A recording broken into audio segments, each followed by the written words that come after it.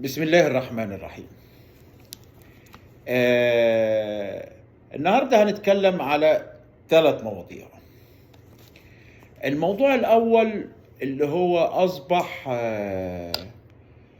حديث الوسائل الإعلام، الهجوم الغير مبرر والغير منطقي والغير ماليش دوافع وأسس. يعني مثلا ما يمسش مدنية الدولة المصرية، ما يمسش حياة المواطنين المصريين. في حاجات أكبر وأعمق من كده. الهجوم أو مناقشة فكر الشيخ محمد متولي الشعراوي. ما اعرفش مين اللي عنده اللي اوحى ان مصر في احتياج لمراجعه ومناقشه فكر سيدي الشيخ محمد متولي الشعراوي. وتطاول الاستاذ ابراهيم عيسى بكل انواع البجاحه على ان فكر وعلم الشيخ محمد متولي الشعراوي داعي للعنف، وداعي للتطرف، وداعي. طيب، الشيخ محمد متولي الشعراوي تولى وزارة الأوقاف وشؤون الأزهر الشريف عقب اغتيال الشيخ الذهبي وزير الأوقاف المصري الراحل. اغتيل الشيخ الذهبي على يد الجماعات المتطرفة. خلي بالك للنقطة دي. جه بعديه على طول الشيخ محمد متولي الشعراوي كوزيرا للأوقاف وشؤون الأزهر الشريف. ما خافش، ما ارتبكش، بالعكس. أول من أصدر بيان ندد باغتيال الشيخ الذهبي على يد الجماعات المتطرفة دي كان الشيخ محمد متولي الشعراوي. طيب، أنا عن نفسي أقل من أن أنا ممكن أناقش حاجة للشيخ محمد متولي الشعراوي.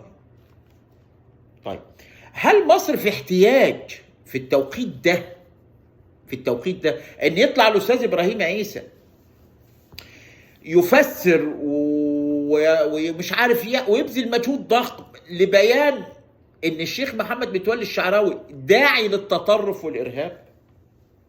مصر. طيب، ده يوم الجمعة ما كانش من ضمن كمالياته لازم تسمع حديث سيدي الشيخ محمد متولي الشعراوي.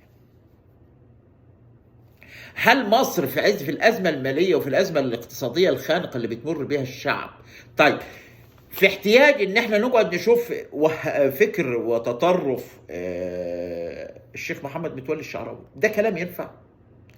ده كلام ينفع؟ مهاجمة الأعلام ومهاجمة أهل العلم يكون بالعلم، يكون بالحجة، مش طيب، هات من ساعة ما طلعت الحلقة من ساعة ما طلع الأستاذ إبراهيم عيسى وطلع الناس دي وطلع الإعلاميين وبتاع، هاتوا حد ناقش مادة علمية موجودة، ناقشوا فكر، لكن إرهاب، تطرف، يدعو إلى داعش، يدعو مش عارف، يا عم لا. طيب، هل العامة في مصر هيقتنعوا بالكلام ده؟ الناس اللي هتتلقى المادة العلمية بتاعتك دي هتقتنع؟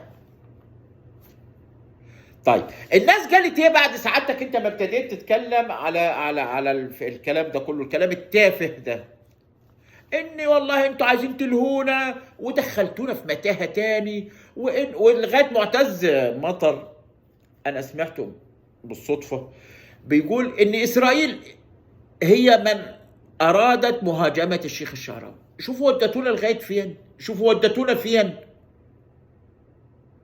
بجهلكم وبقلة أدبكم وبتطاولكم في مواضيع إحنا في غنى عنها. في حاجات كتيرة أولى من جهلكم بعلم سيد الشيخ الشعراوي. وبعدين الدستور مش بيقول إن الأزهر الشريف هو المناط به مناقشة كل ما يخص أمور الفقه والفتوى ردوا لمشايخ الأزهر يشوفوا مدى دعاشية الموضوع ده أما ندخل في متاهات وقلة أدب إحنا في غنى عنها، ملاش علاقة. إيه الفايدة اللي هترجع لنا إن إحنا نقعد نتهم أحد رواد الفكر الإسلامي المجدد في القرن العشرين؟ ده سبب ازمتنا الاقتصاديه يعني مثلا؟ مش فاهم برضه. ده سبب ازمه الاعلام المصري؟ مش فاهم برضه. ده ازمه تراجع التعليم في مصر؟ ده ازمه تراجع الثقافه. مدنيه الدوله وليبراليه الدوله مش معناها انك تهدم كل ما هو موجود. مش معقول يعني.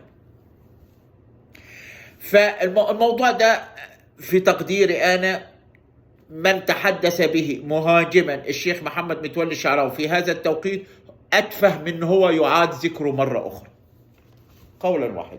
ماليش سبب وماليش ما تكلموش في فقه او في ماده علميه. ده واحد. اتنين،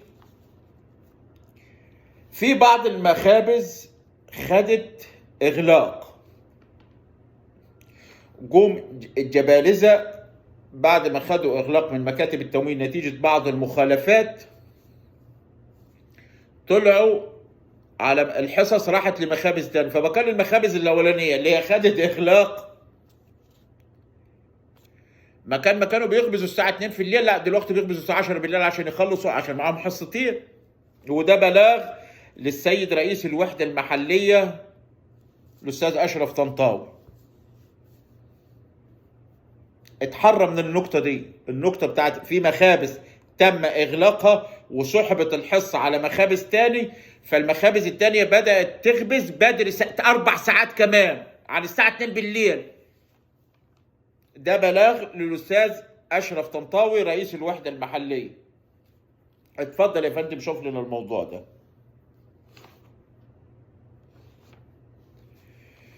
الحاجه الثالثه والاخيره، الفلوس السايله اللي جمعت في بنكي الاهلي وبنك مصر، قدرت بحوالي 155 مليار جنيه اللي هي شهادات ال 25%. معنى كده ان في فلوس سايله تمت في البلد،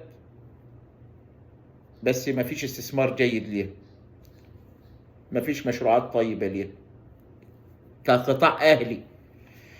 طبعا ما حدش هيناقش الكلام ده كله، لان احنا مش فاضيين من فكر الشيخ الشعراوي، مش فاضيين مش عارف من فكر ايه، مش فاضيين من اعضاء مجلس النواب اللي دايرين يفتحوا لنا المساجد والكلام ده كله.